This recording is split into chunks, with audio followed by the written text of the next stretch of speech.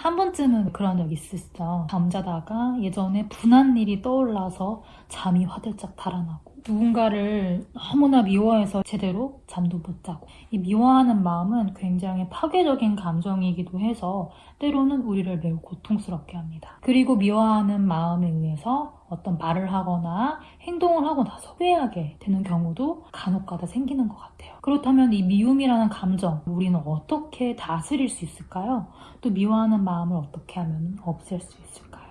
오늘은 그것에 대해서 한번 이야기를 나눠보겠습니다. 먼저 말씀드리고 싶은 거, 미움이라는 것은 굉장히 자연스러운 마음이에요. 누군가의 잘잘못을 따지기 전에 미워하는 감정 자체는 아무런 문제가 없습니다. 때로는 표면적인 문제가 해결이 되었음에도 여전히 내 안에서는 미워하는 마음이 남아있을 수가 있습니다. 문제가 해결되는 것과는 별개로 마음 안에서는 감정이 충분히 소화되지 않았기 때문입니다. 충분히 미워하고 충분히 분노하고 슬퍼해도 괜찮다는 거. 미워하는 마음을 가지면 안 된다는 것이 아니라 마음껏 미워해도 괜찮습니다. 미워하고 싫어하는 마음이 들면요, 죄책감을 가집니다. 내가 그 사람을 이렇게 미워해도 되나? 이렇게 나쁘게 생각해도 되나? 자책하거나 혹은 검열하는 생각이 들 수 있어요. 그런데 제가 말씀드리고 싶은 것은요, 우리는 꼭 착한 사람이어야 하지 않고 꼭 좋은 사람이어야 할 필요도 없어요. 내가 미워하는 마음을 갖는다고 해서 나쁜 사람이 되는 것도 아닙니다. 우리가 좋은 경험, 나쁜 경험 다 의미 있다라고 이야기를 하잖아요. 그리고 누군가로부터 상처를 받았을 때 나를 성장시키는 좋은 경험이었다라고 이야기를 하는 경우도 있습니다. 하지만 처음부터는 그게 그렇게 좋은 경험일 수가 없어요. 어느 정도 그 감정이 다 내 안에서 충분히 소화되고 지나갔을 때야 비로소 우리한테 그것이 좋은 경험이었고, 그래서 그 나쁜 경험에 감사하다라고 이야기를 할 수 있는 거죠. 그래서 제가 말씀드리고 싶은 거는 충분히 미워해도 괜찮다. 충분히 분노하고 슬퍼하라는 거예요. 그 슬픔과 분노의 마음을요, 건강한 방법으로 표출해 보시는 겁니다. 분노는요, 굉장한 에너지가 있는 감정입니다. 분노 자체는 엄청 뜨거운 에너지예요.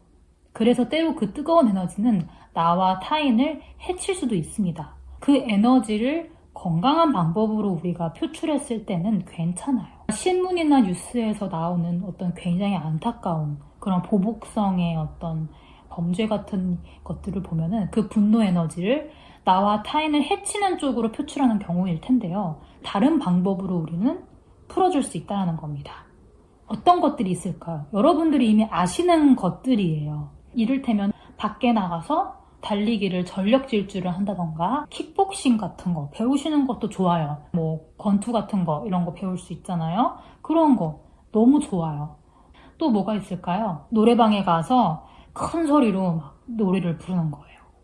그리고 욕을 하는 것도 좋습니다. 대신에 누가 듣지 않는 곳에서 오해가 생길 수도 있으니까 혹은 막 적어보는 거예요. 내가 힘들었던 마음들을 적어보고 왠지 이 종이를 찢어서 버리면은 시원할 것 같아. 그러면은 한번 찢어버리는 거예요. 찢을 때 소리 나잖아요. 그러면 마음이 시원해지잖아요. 종이를 막 찢어서 구겨가지고 쓰레기통에 버린다던가 이런 식으로 그 감정을요, 억압하려고 하지 않고 밖으로 이제 꺼내보는 건데, 나와 타인을 해치지 않는 방법으로 꺼내보는 겁니다.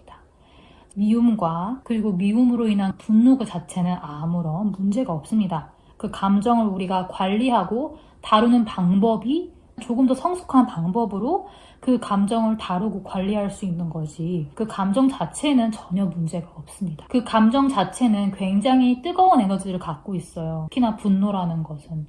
이 분노의 뜨거운 감정은 마치 어떤 뜨거운 공을 손에 쥐고 있는 것과 마찬가지예요. 이 감정이 우리에게 주는 그 고통스러움이요. 근데 이것을 계속 쥐고 있을 땐 어때요? 힘들잖아요. 이 공이 너무 뜨거우니까. 자, 그럼 이걸 놓아줘야 되는데, 즉 잘 보내줘야 되죠. 이것을 밖으로 내보내줘야 되는데, 그 내보내는 방법에 대해서 건강하고 성숙한 방법으로 할 수 있다는 건데요. 이것을 하지 않을 경우에 문제가 생긴다고 봅니다. 그러니까 이 뜨거운 이 분노와 화의 감정이 있는데, 이것을 계속해서 억압하고 나는 좋은 사람이어야 하고 항상 부드러운 사람이어야 하고 그래서 나는 이런 감정을 느끼면 안 된다라고 생각하는 경우에, 그럴 때 심하게는 우울증에 걸릴 수가 있어요.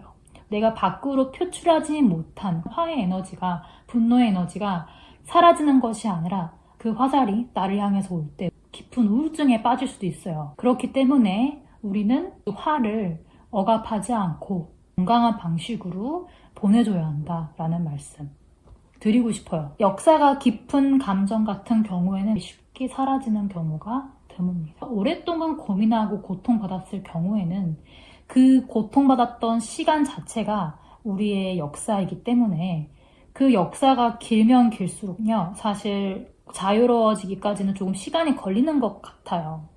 일상생활을 하다가 그렇게 확 미운 감정이 올라올 때 있잖아요.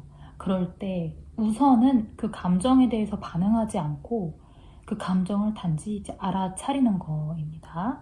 반응을 한다는 것은 그 마음이 올라왔을 때 감정에 앞선 행동을 한다던가 혹은 말을 하는 것일 텐데요. 그렇게 하지 않고요. 우선은 나한테 지금 이 감정이 찾아왔구나.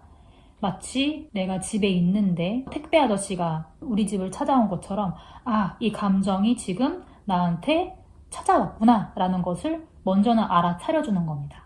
하루 일과를 마치신 다음에 주무시기 전에 짬을 내보실 수도 있겠고, 차 안에서 잠시 혼자 있을 수 있는 짬을 내보는 건데, 그렇게 여유 공간과 시간을 확보한 상태에서 눈을 감고서 숨을 깊게 들이마시고 이제 내쉬고, 마시고, 내쉬고, 다시 마시고, 내쉬고, 이렇게 호흡을 한번 3번 정도 해봅니다. 호흡을 하는 것만으로도 감정 상태가 조금 바뀌기는 하는데요. 그 다음에는 진짜 고급 스킬인데요. 눈을 감고서 호흡을 하시면서 오늘 있었었던 그 감정을 떠올리는 겁니다. 그 미운 마음, 화가 나는 마음을 한번 떠올려 보는 거예요. 대개는 특정 사람이나 혹은 특정 대상, 장소가 같이 떠오를 거예요. 이때 중요한 것은 그 감정에 대한 스토리를 되짚는 것이 아닙니다. 이게 중요한데요. 이 감정이 느껴질 때 몸에 어떤 느낌이 있는지를 보는 거예요. 우리의 감정은 어떤 신체 느낌과 동반하거든요. 이를테면 명치가 답답하게 느껴질 수도 있고요. 혹은 어깨가 매우 무겁게 짓눌리는 듯한 느낌을 받을 수 있고, 관자놀이가 띵하니 아플 수도 있고, 편두통이 느껴진다거나, 혹은 뒷목이 굉장히 뻣뻣하게 느껴진다거나, 엉덩이 어느 부분이 쎄하게 느껴진다거나, 어떤 신체 느낌과 감정이 같이 동반되는데요. 그 몸의 느낌을 알아차리는 겁니다. 눈을 감고 호흡을 하시는 상태에서. 그 몸의 느낌을 알아차리면서 계속 호흡을 이어가는데, 이를테면 명치라고 한다면은 그 명치의 불편한 부분으로 숨이 들어오고 숨이 나오고, 그 감정에 동반되는 신체 느낌을 자각하면서 그곳으로 호흡을 보내주는 작업을 한 5분 정도 해보세요. 감정이 올라올 때 머리로 생각하기보다는 그 감정 그 자체를 몸의 느낌으로 알아차리고 그곳으로 호흡이 흐르도록 하는 연습을 해보신다면 감정으로 인해서 우울하거나 또 감정으로 인해서 화병이 난다거나 하는 그런 것들을 좀 예방하실 수가 있습니다. 오늘 제가 정리를 드리면 총 3가지로 말씀을 드렸는데, 첫 번째, 미워하는 마음. 그 미움으로 인한 분노와 슬픔은 괜찮다. 충분히 미워하자. 자, 2번째, 그 미움으로 인한 분노 에너지는 건강한 방식, 즉 나와 타인을 해치지 않는 방식으로 바깥으로 내보내주자. 자, 3번째, 감정을 몸의 감각으로 느껴주고 그 몸의 감각으로 호흡이 들어오고 나가는 것을 연습해 볼 수 있다입니다. 오늘 그래도 소개해드리는 방법이 누군가에게는 도움이 될 것 같다라고 생각이 들어서 제가 3번째 방법까지 해서 같이 설명을 드렸고요. 오늘 말씀드렸던 것들이 여러분들에게 도움이 되셨으면 좋아요와 구독 부탁드리고요. 또 주변에 생각나는 사람들한테 공유도 해주시면 감사드리겠습니다.